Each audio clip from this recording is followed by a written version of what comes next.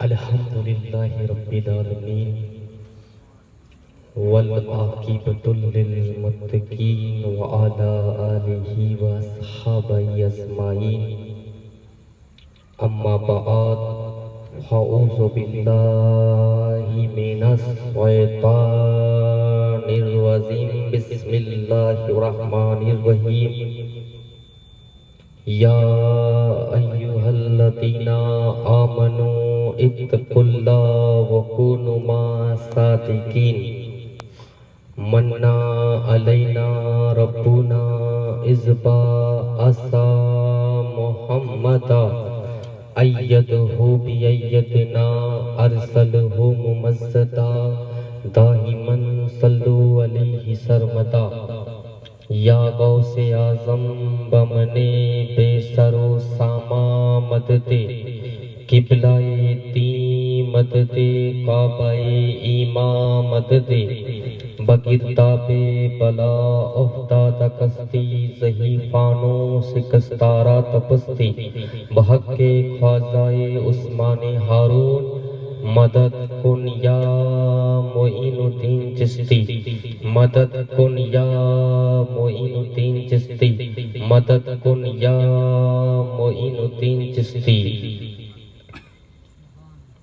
Stage پہ جلوہ افروز ہماری محفل کی شان، ہماری محفل کی آن، صدر جلسہ پیر سید علاء الدین بابو، دیگر علماء کرام، بزرگوں، دوستوں، نونال ساتھیوں، بچوں، السلام علیکم ورحمۃ اللہ وبرکاتہ۔ وعلیکم السلام ورحمۃ اللہ وبرکاتہ۔ آئیے انتہائی و عقیدت کے ساتھ اپنے اور ساری کائنات کے مرکز عقیدت انیس بے کساں چار ساز درد مندہ، ہم غریبوں کے غم گسار، ہم فقیروں کی ثروت، سحر یار ارم، تاجدار حرم، نو بہار صفاعت، سب اسرا کے دولہ، نوسائے بزم جنت، دانائے سبل، مولائے کل،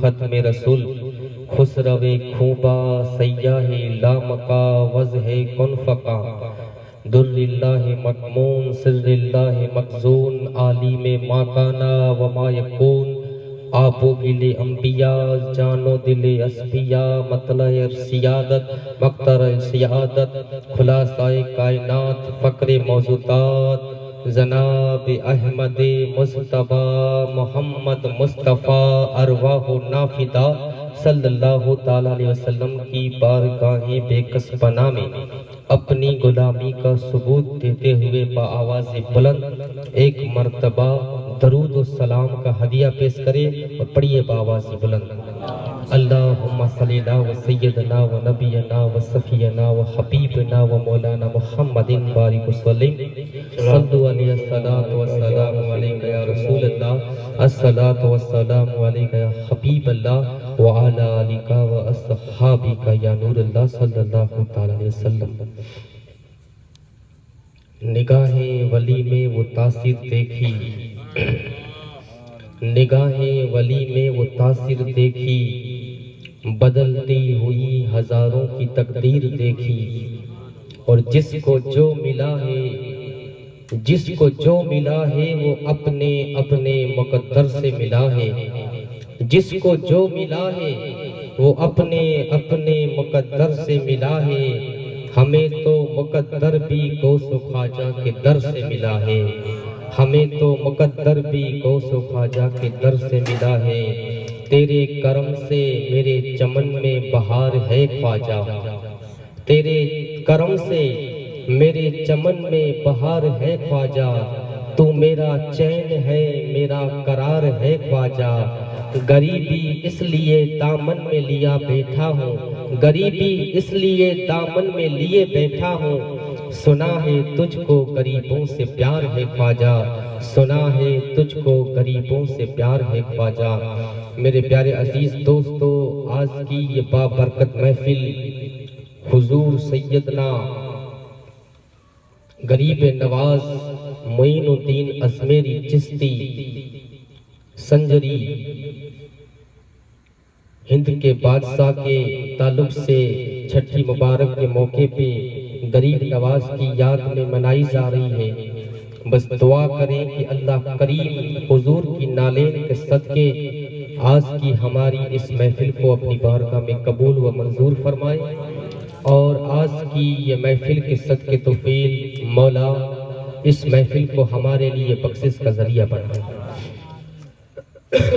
میں کوئی بڑا خطیب تو نہیں ہوں کہ خطابت کے گوہر آپ کے سامنے پیش کروں، بس اللہ تعالیٰ کے کروڑوں احسان ہے کہ اس نے اپنے پیارے حبیب کے خاندان میں پیدا فرمایا۔ جب بھی مجھے موقع ملتا ہے بس یہی دل میں خیال رہتا ہے کہ بس کچھ ایسی گفتگو کی جائے کہ لوگوں کی اصلاح ہو جائے، لیکن آج کی گفتگو میں ہمیں حضور غریب نواز کی سیرت کو پڑھنا ہے۔ ہم نے غریب نواز کے حوالے سے بہت ساری کرامتیں سن لی ہیں، ہم نے غریب نواز کے حوالے سے بہت ساری کرامتیں اور آپ کا ذکر سن چکے ہیں۔ میرے پیارے عزیز دوستو، غریب نواز کون ہے؟ کون غریب نواز؟ حضور تاجدار مدینہ صلی اللہ تعالیٰ علیہ وسلم کا عکس بن کر جو ہندوستان میں آئے۔ دیکھیے، ویسے تو میرے نبی پاک کے مساوے کوئی ہو نہیں سکتا، کوئی میرے مصطفیٰ جیسا ہو نہیں سکتا، لیکن چونکہ حضور غریب نواز میرے مصطفیٰ کریم کی آل میں سے ہے، ان کی اولاد میں سے ہے، تو آپ نے پوری زندگی حضور کی سیرت پہ اس طرح گزاری کہ آپ کی زندگی کا ہر ایک لمحہ، آپ کی زندگی کا ایک پہلو ہمیں حضور کی سیرت سے ملتا ہوا نظر آتا ہے۔ پوری زندگی آپ نے حضور کی سیرت پہ گزاری۔ دیکھیے، اللہ کے رسول غیبدہ نبی صلی اللہ تعالیٰ علیہ وسلم جب حضرت سیدہ آمینہ کے سکم میں تھے تو اس وقت سیدہ آمینہ بیان کرتی ہے کہ جب حضور میرے سکم میں تھے تو اس وقت بہت ساری کرامتیں اور بہت سارے معجزات سیدہ آمینہ نے بیان فرمائے، کہ ان میں سے یہ بھی کہا کہ مجھے خوشبوئیں آیا کرتی تھی، بادل کا ٹکڑا سا آیا کرتا تھا، کنکر مجھے سلام کرتے تھے، جب کنویں میں پانی بھرتی تھی پانی خود بخود اوپر آ جایا کرتا تھا۔ بہت ساری باتیں سیدہ آمینہ نے بیان فرمائی، لیکن ساری باتوں میں سے ایک بات یہ بھی عطا فرمائی کہ جب محمد صلی اللہ تعالیٰ علیہ وسلم میرے سکم میں موجود تھے تو اللہ کے ذکر کی آواز میرے کانوں کو سنائی دیتی تھی۔ آپ جب آپ کی والدہ کے سکم میں تھے اس وقت آپ اپنی والدہ کے سکم میں رہ کر اللہ تعالیٰ کا ذکر کرتے، اور سیدہ آمینہ بیان کرتی ہے کہ وہ ذکر کو میں اپنے کانوں سے سنا کرتی تھی۔ اب یہی واقعے کو اگر سیدنا حضور غریب نواز کی زندگی میں دیکھا جائے تو آپ کی والدہ ماجدہ ام الخیر ماہ نور فرماتی ہیں کہ جب میرا بیٹا معین الدین ازمیری جب میرے سکم میں موجود تھا، جب میں ٹہل رہی ہوتی تھی، کچھ کام کرتی ہوتی تھی، تو میرا بیٹا میرے سکم میں رہ کر اللہ کا ذکر کرتا تھا تو اللہ کے ذکر کی آواز مجھے کانوں تک سنائی دیتی تھی۔ ویسے حضور کی زندگی میں کوئی مشابہ نہیں ہو سکتا، لیکن آپ دیکھیں کہ حضور غریب نواز عطائے رسول حضور کا عکس بن کر اس دنیا میں تشریف لائے۔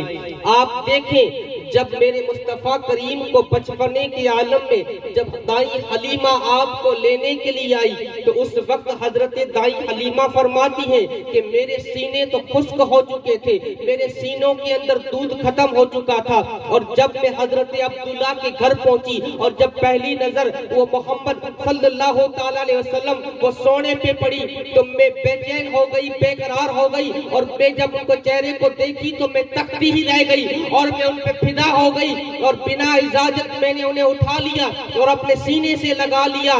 سیدہ حلیمہ فرماتی ہے کہ میرے سینے پہلے سے خشک ہو چکے تھے، اور جیسے ہی میں نے محمد صلی اللہ تعالیٰ علیہ وسلم کو اپنے سینے سے لگایا تو میرے سینوں سے دودھ جاری ہو گیا، اور جب میں نے آپ کو دودھ پلایا، دائیں پستان سے جب آپ کو دودھ پلایا، جب دائیں پستان سے دودھ کو پلا چکی آپ کو بائیں طرف پلایا گیا تو حضور نے منہ موڑا اور انگلی کا اشارہ کیا، گویا میرا بیٹا عبداللہ میرے شوہر کی گود میں تھا۔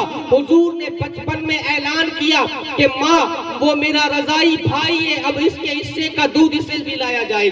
یہ واقعہ اگر غریب نواز کی سیرت میں دیکھا جائے تو آپ کی والدہ حضرت ماہ نور فرماتی ہے کہ جب میں اپنے بیٹے معین الدین کو جب دودھ پلاتی تھی تو کچھ گاؤں کی عورتیں، کچھ محلے کی عورتیں اپنے بھوکے پیاسے بچے کو لے کر آتی، اور جب وہ بچے بھوک سے اور پیاس سے جب تڑپ کر روتے تو میرا معین الدین اپنی پستان کو چھوڑ کر میری ان بچوں کی طرف اشارہ کرتا، گویا مجھے یہ جواب دیتا کہ ماں اب میں تو پی چکا ہوں، یہ غریب بچہ ہے وہ بھوک سے تڑپ رہا ہے، اسے بھی دودھ پلایا جائے۔ تو غریب نواز کی زندگی میں اکثر دیکھا گیا کہ حضور کی ہو آپ سیرت بن کر اس روئے زمین پر آئے۔ دیکھیے بہت سارے ایسے واقعات ملتے ہیں۔ دیکھیے سرکار مدینہ صلی اللہ تعالیٰ علیہ وسلم تمام کے لیے رحمت بن کر دنیا میں آئے۔ آپ صلی اللہ تعالیٰ علیہ وسلم تمام جہانوں کے لیے رحمت بن کر آئے۔ ایک مرتبہ کی بات ہے کہ سرکار مدینہ صلی اللہ تعالیٰ علیہ وسلم اصحاب صفا کے اوٹے پر بیٹھ کر صحابہ کو درس دے رہے تھے، اور اچانک ایک خاتون آئی اور حضور کی طرف اشارہ کیا اور کہا اے محمد چلو میرے ساتھ۔ حالانکہ یہ انداز گستاخانہ انداز تھا، لیکن حضور نے صحابہ کو چھوڑا، اصحاب صفا کو چھوڑا۔ دیکھیے ہمارے پاس اگر کوئی بڑا منتری، کوئی بڑا ادھیکار تھوڑی دیر بیٹھ جائے اور تھوڑی دیر ہمیں بیٹھنے کا موقع مل جائے تو پھر ہم پھولے نہیں سماتے۔ حضور کی پوری زندگی، حضور کی زندگی کا ایک ایک لمحہ بڑا قیمتی تھا۔ حضور کی زندگی کا ایک ایک لمحہ بڑا قیمتی تھا۔ اب اس خاتون نے بلایا کہ محمد ادھر آئیں۔ حضور نے فوراً اصحاب صفا کا اوٹا چھوڑا۔ جب حضور کی اس کی بارگاہ میں پہنچے تو وہ حضور کا ہاتھ تھام کر چلنے لگی، اور پورے مدینے کا اس نے گشت کروایا، اور ایک جگہ پہ حضور کو بٹھایا اور حضور کو اپنی باتیں سنانے لگی۔ دراصل وہ خاتون پاگل تھی، غریب تھی، وہ حضور کو اپنا دکھڑا سنانے لگی۔ اب ظاہر سی بات ہے کہ پاگل کی باتوں کا تو کوئی وجود نہیں ہوتا، پاگل کی باتوں کا کوئی ٹھکانہ بھی نہیں ہوتا۔ اب حضور بڑے توجہ کے ساتھ اس کی باتوں کو سنتے رہے۔ جب وہ اپنے دل کی ساری بھڑاس نکال چکی، سب داری دل کی سب کچھ سنا چکی، جب وہ جانے لگی سارے صحابہ دیکھ رہے ہیں کہ کب سے اللہ کے رسول کو یہ دھوپ میں تڑپا رہی ہے، دھوپ میں تکلیف دے رہی ہے۔ اب حضور کو جب ساری باتیں سنا چکی، جب جانے لگی تو حضور نے مسکرا کر جواب دیا کہ ماں اگر آگے بھی ضرورت پڑے اور آگے کی اگر تیری کوئی بات نہ سنے تو تو اپنا دکھڑا مجھے سنانے آ جایا کرنا، میرے پاس آ جایا کرنا۔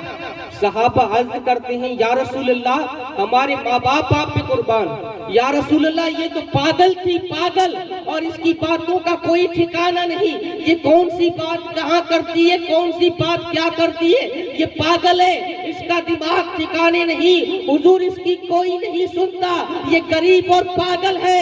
میرے آقا فرماتے ہیں اے صحابیوں مجھے اللہ نے سب کے لیے رحمت بنا کر بھیجا ہے، ارے اس کی کوئی نہیں سنتا، اگر میں بھی نہ سنوں گا تو یہ کہاں سنانے جائے گی، اگر میں بھی نہ سنوں گا تو پھر یہ عورت کہاں سنانے جائے گی۔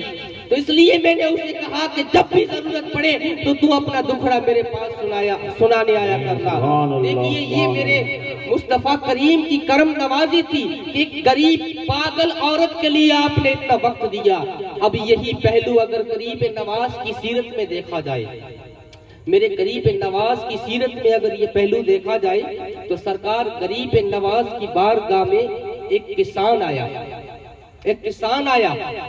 اور کسان نے آ کر عرض کی کہ اے معین الدین ازمیری سرکار غریب نواز، میں آپ کے پاس ایک فریاد لے کر آیا۔ آپ نے فرمایا اے کسان بتائیں۔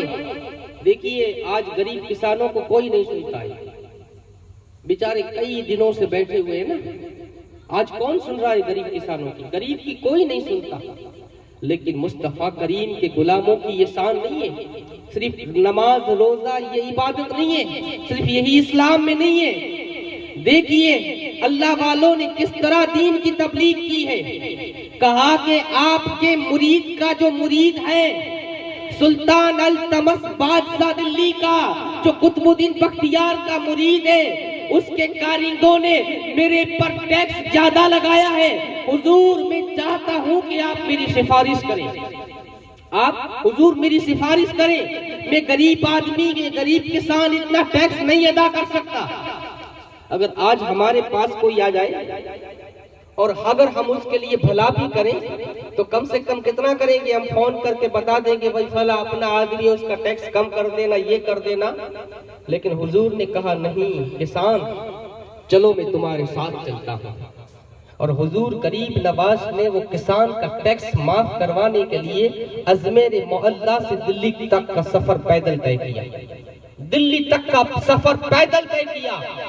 اور کئی مہینوں کی تکلیفوں کے بعد جب آپ دلی پہنچے اور جب دلی کے بادشاہ سلطان التمس کو یہ خبر پہنچی کہ اجمیر سے معین الدین اجمیری تشریف لا رہے ہیں، تو وہ سارے قافلوں کو لے کر روانہ ہوا، آپ کا استقبال کرتا ہے۔ حضور بغیر اطلاع آپ آ گئے، حضور اگر حکم دیتے تو ہم شان و شوکت کے آپ کا استقبال کرتے۔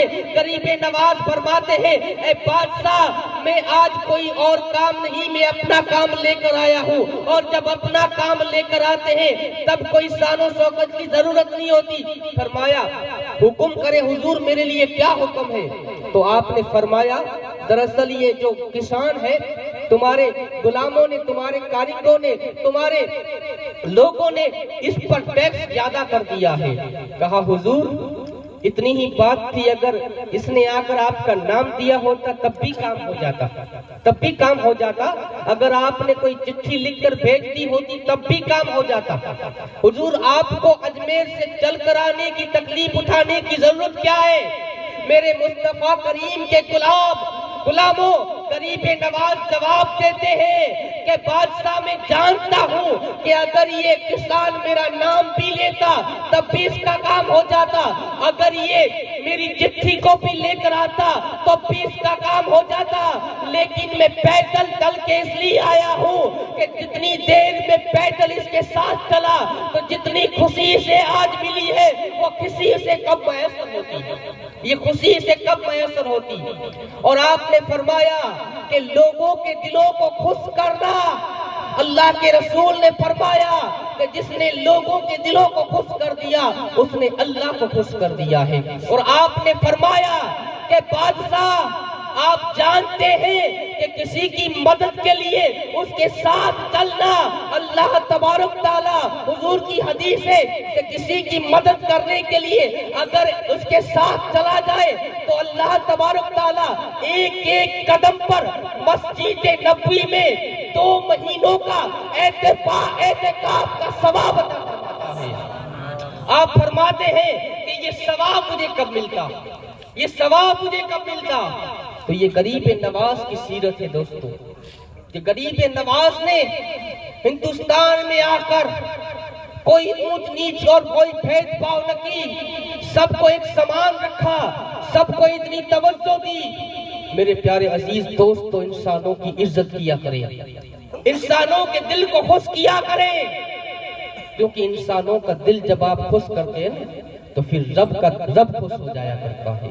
اور اگر کسی انسان کے اندر نسخ نکالتے ہیں، کوئی انسان کے اوپر آپ انگلی اٹھاتے ہیں تو پھر اس کا دل ٹوٹے نہ ٹوٹے سب سے پہلے رب ناراض ہوتا ہے۔ میرے عزیزوں مثال کے طور پر میں آپ کو ایک سوال کرتا ہوں کہ اگر آپ گھر جائیں اور آپ روٹی کھانے کے لیے بیٹھیں اور آپ کے سامنے آپ کے گھر والے سالن اور روٹی سامنے پیش کریں، اگر سالن کے اندر نمک زیادہ ہو جائے یا مرچ زیادہ ہو جائے، اگر آپ یہ سالن کو چکھنے کے بعد جب یہ کہیں گے کہ سالن کس نے بنایا ہے، اس میں تو مرچ زیادہ ہے، نمک زیادہ ہے، تو مجھے بتاؤ کہ برا کسے لگے گا؟ سالن کو لگے گا یا سالن بنانے والے کو لگے گا؟ اگر بہن نے بنایا ہے تو بہن کو برا لگے گا، بیوی نے بنایا ہے تو بیوی کو برا لگے گا، ماں نے بنایا ہے تو ماں کو برا لگے گا۔ مجھے بتائیں آپ کہ اگر سالن کے اندر کوئی کمی آپ نے نکالی اور کہا یہ سالن میں نمک زیادہ ہے، مرچ زیادہ ہے، تو بتائیں سالن کو جتنا برا نہیں لگتا اتنا بنانے والے کو برا لگتا ہے۔ یاد رہے کسی کے بارے میں کچھ کہنے سے پہلے یہ یاد رکھے کہ انسان اللہ نے بنائے ہیں، اور جس انسان کی تم بے حرمتی کر رہے ہو، جس انسان کی تم عزت نہیں کرتے ہو، اس کا دل توڑتے ہو، تو یاد رکھو بننے والے کو جتنا دکھ نہیں ہوتا اس سے زیادہ بنانے والے کو دکھ ہوا کرتا ہے۔ اتنا دکھ بنانے والے کو ہوا کرتے ہیں۔ تو انسان کی عزت کیا کرے دوستو۔ میرے پیارے عزیز دوستو، غریب نواز کی زندگی کا ہر پہلو حضور کی سیرت سے ملتا ہوا نظر آتا ہے۔ غریب نواز کی سیرت کا اور ایک پہلو آپ کے سامنے پیش کرتا ہوں۔ حضور مصطفیٰ کریم صلی اللہ تعالی علیہ وسلم بیٹھے ہوئے ہیں، صحابہ کا مجمع ہے، اچانک وہاں سے ایک سانپ گزر ہوا۔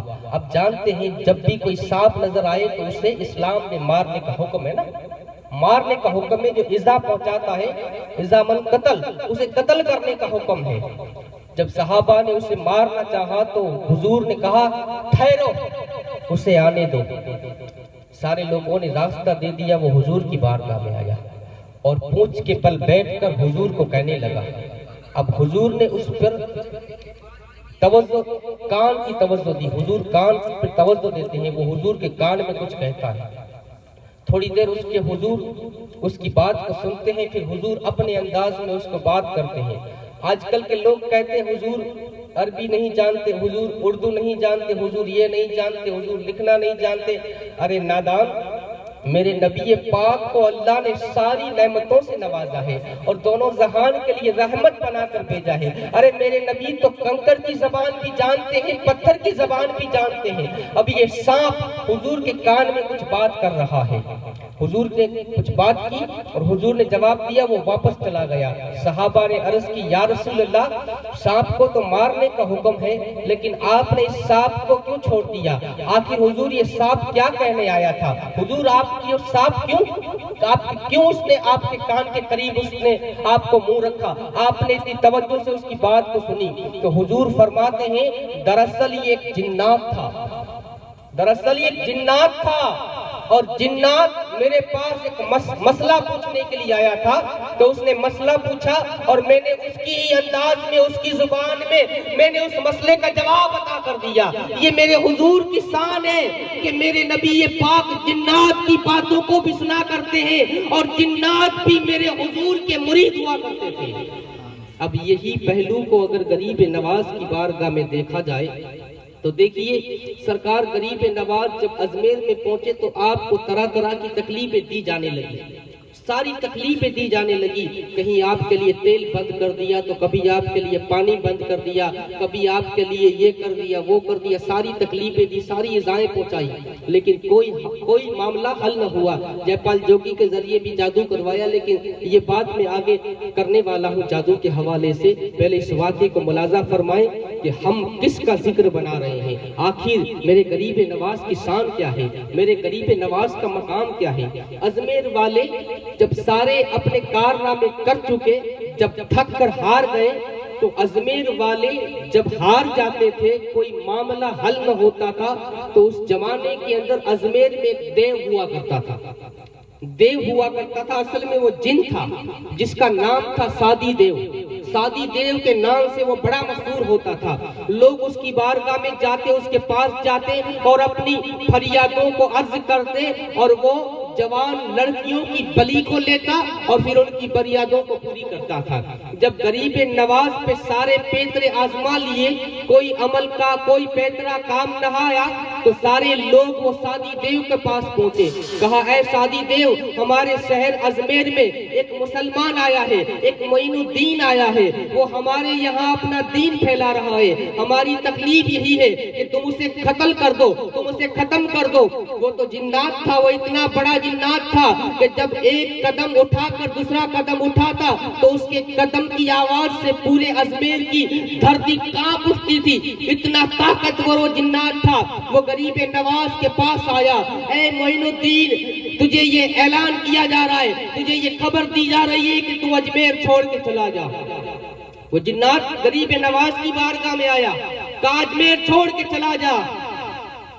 تو میرے معین الدین نے کہا اے سادی دیو، میں کسی کے بلانے سے نہیں آیا، مجھے تو مدینے والے نے بھیجا ہے اور مجھے کوئی یہاں سے نہیں بھگا سکتا۔ کہا کہ اگر تم یہاں سے نہیں جاؤ گے تو پھر اپنی جان سے ہاتھ دھو بیٹھو گے۔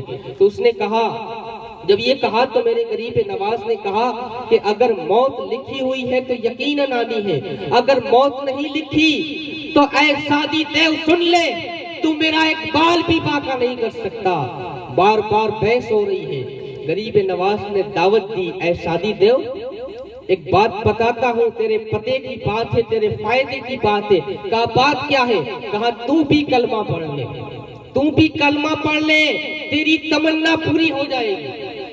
غریب نواز نے کیا کہا؟ اے سادی دیو تو بھی کلمہ پڑھ لے، تیری بھی تمنا پوری ہو جائے گی۔ وہ سادی دیو جن تھا وہ کہنے لگا کہ میری کون سی تمنا، میری کون سی تمنا؟ یہاں لوگ حضور کے علم غیب پہ اعتراض کرتے ہیں، یہاں حضور کے علم غیب پہ انگلیاں اٹھاتے ہیں، یہ حضور کی غلاموں کے غلاموں کی شان ہے۔ آپ فرماتے ہیں اس سادی دیو کو، اے سادی دیو میں نہیں جانتا، کیا تو یہ سمجھتا ہے کہ معین الدین محتاج بن کر آیا ہے؟ ارے معین الدین کو مدینے والے نے محتاج نہیں مختار بنا کر بھیجا ہے۔ اے سادی دیو جب پورا اجمیر سو جاتا ہے تب تو ایک مورت کے پاس جاتا ہے، وہ پتھر کی مورت کے پاس تو بیٹھتا ہے، تو اس سے محبت کرتا ہے اور روزانہ کہتا ہے کہ اے پتھر کی مورت ذرا مجھ سے بات کر، وہ تجھ سے بات نہیں کرتی، تیری تمنا ہے کہ وہ تجھ سے بات کرے، وہ تجھ سے سے شادی کرنا چاہتا ہے۔ اے جنات سن، تو ابھی کلمہ پڑھ لے، یہ تیری تمنا پوری ہو جائے گی، تمنا پوری ہو جائے گی۔ اب اس کے فائدے کی بات آئی تو وہ فوراً قدموں میں جھکا کہ حضور جلد مجھے کلمہ پڑھائے، اور میرے غریب نواز نے اس جنات کو بھی کلمہ پڑھایا، اور جب کلمہ پڑھ لیا کہا حضور چلے میرے ساتھ، میں اس سے بات کرنا چاہتا ہوں۔ غریب نواز نے فرمایا نادان مجھے چلنے کی ضرورت نہیں ہے، جا اس بت کے پاس جا کر کھڑا رہے اور کہنا کہ چل تجھے معین الدین نے بلایا ہے، وہ خود بخود تیرے ساتھ چلنے لگے گی۔ وہ جنات وہ بت کے قریب گیا، وہ بت کے قریب جا کر کہا کہ چل اے بت تجھے میرے غریب نواز نے بلایا ہے، تاریخ گواہ ہے ہندوستان کی کہ وہ پتھر کی بت، وہ پتھر کی مورت اصل عورت بن جاتی ہے اور فوراً اس کے ساتھ چل کر آتی ہے، اور اسی کا نکاح میرے غریب نواز نے فرمایا۔ ارے لوگوں ہم اس کا ذکر مناتے ہیں، ارے لوگ کہتے ہیں کہ سنی بڑے عجیب ہے، جو مر چکے ہیں ان کا جشن مناتے ہیں۔ ارے نادانو ہم ان کا ذکر نہیں کرتے جو مر کر مٹی میں بن چکے ہیں، ارے ہم ان کا ذکر کرتے ہیں جن کے ذکر سے پتھر میں بھی جان آ جایا کرتی ہے، ہم ان کا ذکر کرتے ہیں جن کے ذکر سے پتھر میں بھی جان آ جایا کرتی ہے۔ میرے عزیزوں غریب نواز خود نہیں گئے، صرف کہلوایا، جا کر تو کہنا کہ غریب نواز نے بلایا ہے، اور جب غریب نواز کا نام سنا تو وہ پتھر کی مورت میں جان آ گئی اور وہ زندہ ہو کے اس کے ساتھ چلنے لگی، اور آپ نے اس کا نکاح کروایا۔ میرے عزیز دوستو یہ غریب نواز کی شان ہے۔ میرے غریب نواز کی زندگی کا ہر ایک لمحہ دیکھیں کہ سب سے زیادہ تعداد میں اگر کسی کے ہاتھ پر کسی نے بیعت کی ہو، کسی کے ہاتھ پر کسی نے کلمہ پڑھا ہو تو وہ میرے مصطفیٰ کی ذات ہے۔ سب سے زیادہ کی تعداد میں اگر کسی کے ہاتھوں پر کسی نے کلمہ پڑھا ہو، مسلمان ہوئے ہو تو وہ میرے مصطفیٰ کی ذات ہے، اور یہی سیرت اگر غریب نواز کی زندگی میں دیکھی جائے تو میرے غریب نواز کے ہاتھوں پر 90 لاکھ نے کلمہ پڑھا ہے۔ 90 लाख को जिसने कलमा पढ़ाया है वो मोइनुद्दीन अजमेरी की जात है कि जिसके हाथों से 90 लाख को कलमा पढ़ाया गया है। देखिए बहुत सारे ऐसे वाक़यात ज़हन में आ रहे हैं, अगर वक्त ने साथ दिया तो मुख्तसर वक्त में साथ वो वाक़या पेश करने की कोशिश करूंगा। आप देखें कि हुजूर की जिंदगी में एक वाक़या ये भी आता है कि जब सरकार मदीना सल्लल्लाहु ताला अलैहि वसल्लम एक जंग के मौके पे गए, वहां एक यहूदी औरत ने आपके सालन के अंदर जहर बना दिया, जहर मिला दिया, और वो जहर वाला खाना मेरे मुस्तफा करीम को दावत दी गई और आपके सामने रखा गया। जब मेरे नबी पाक के सामने वो जहर वाला खाना आया, जब जहर वाला खाना आया तो वो जो बोटी के जो पीस थे, जो सालन के पीस थे, उनमें से आवाज आई, या रसूल अल्लाह आप मुझे न खाएं, मुझ में जहर मिला दिया गया है। अरे जिसके पास कटी हुई बोटियां बोले ये मुस्तफा की जात है, जहर दिया, लेकिन वो जहर मेरे नबी का कुछ न बिगाड़ सका। अगर यही वाक़या गरीब नवाज की सीरत में देखा जाए तो सरकार गरीब नवाज को पृथ्वीराज चौहान के दामाद ने आपको दावत दी, पृथ्वीराज चौहान के दामाद ने आपको दावत दी, कहा कि आप अल्लाह वाले हैं, अल्लाह के दुर्वे से मेरे महल में आए, आप हमारी दावत कबूल फरमाएं।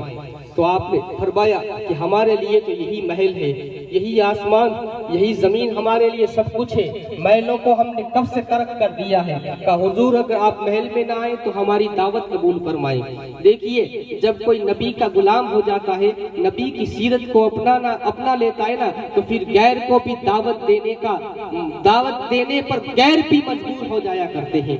अल मुख्तसर वो पृथ्वीराज चौहान के दामाद ने आपको दावत दी, और जब आप घर नहीं आए तो दावत घर से तैयार करके अपने वजीरों के साथ, अपने गुलामों के साथ, जहाँ पे आपका पड़ाव था, आपके मुरीदों का पड़ाव था, वहाँ पे वो दावत वाला खाना भेजा गया। लेकिन वो बादशाह ने दगा ये किया कि आपके सालन के अंदर जहर मिला दिया, गरीब नवाज के खाने में जहर मिलाया गया। और जब सारा सालन गरीब नवाज के सामने दस्तरखान लगाया गया, जब आपने सालन की तरफ देखा तो उसी सालन से फिर आवाज आई, ऐ मोइनुद्दीन मुझे मत खाएं, मुझ में जहर मिलाया गया है। देखिए सीरत देखिए आपने, गरीब नवाज ने अपने कपड़ों से, अपनी जेब से कागज का टुकड़ा उठाया और कागज का टुकड़ा रखा और कहा कि हमने खाने की दावत कबूल की है, जहर की दावत कबूल नहीं की। हुक्म दिया, ऐ जहर निकल जा। वो आने वाला जो खाना लेकर आया था वो बादशाह का गुलाम देखता रह गया, उसकी आंखें फटी की फटी रह गई कि खाने में मिला हुआ जहर खुद ब खुद निकलकर वो कागज में जमा होने लगा। जब सारा जहर निकल गया तो आपने पुड़िया लगाकर कहा, ये जहर वापस ले जाओ, हमने सिर्फ खाने की दावत कबूल की है, तो खाना हम खाएंगे और ये जहर बादशाह खाएगा, और ये जहर बादशाह खाएगा। आपकी जुबान से जुमला निकल गया। अब ये जहर लेकर वापस पलटा। अब सुनी सुनाई बात नहीं थी, वो देख चुका था ये करामत। जब महल में पहुंचा तो बादशाह की वालिदा, बादशाह की मां भी मौजूद थी। कहा कि बादशाह तुमने जो जहर मिलाया था वो जहर तो उनके हुक्म से निकलकर बाहर आ गया। जब ये बात बादशाह की माँ के कानों पे पड़ी तो माँ ने बेटे को कहा, ऐ बदबख्त, तूने एक अल्लाह के फकीर को, एक अल्लाह के वली को तूने धोखे से मारना चाहा, एक अल्लाह के सूफी संत को तूने मारना चाहा। अरे ये हमारे रजपूतों की शान नहीं है कि धोखा दे। अगर तुझ में हिम्मत होती तो तू सामने लड़ाई करता। अरे तुझसे तो मैंने अगर किसी पत्थर को जन्म दिया होता तो बेहतर होता। आज मुझे ये दिन देखना पड़ता कि तूने आज एक अल्लाह वाले को धोखे से मारना चाहा। जब माँ ने ये ताने दिए, बादशाह सह न सका, दीवारों में माथे मार मार के टेंशन में आ गया और इतना टेंशन बर्दाश्त न कर सका। उसने कहा कि गुलाम वो जहर कहाँ है? कहा हुजूर जहर लेकर आया हूँ। उसने वो फौरन पुड़िया खोली और सारा जहर खुद खा गया और वहीं के वहीं वो खत्म हो गया। तो गरीब नवाज की जुबान से निकली हुई बात कि जहर बादशाह खाएगा, हम खाना खाएंगे, تو پھر کھانا آپ نے کھایا اور زہر وہ بادشاہ نے کھایا، اور وہیں پہ بادشاہ ختم ہو گیا۔ دیکھیے غریب نواز کی زندگی میں ہر قدم قدم پر حضور کی سیرت کے پہلو ملتے ہیں۔ آخری دو پہلو، حضور کا پہلو، حضور کی زندگی کی سیرت اور غریب نواز کی سیرت۔ وقت کافی ہو چکا ہے۔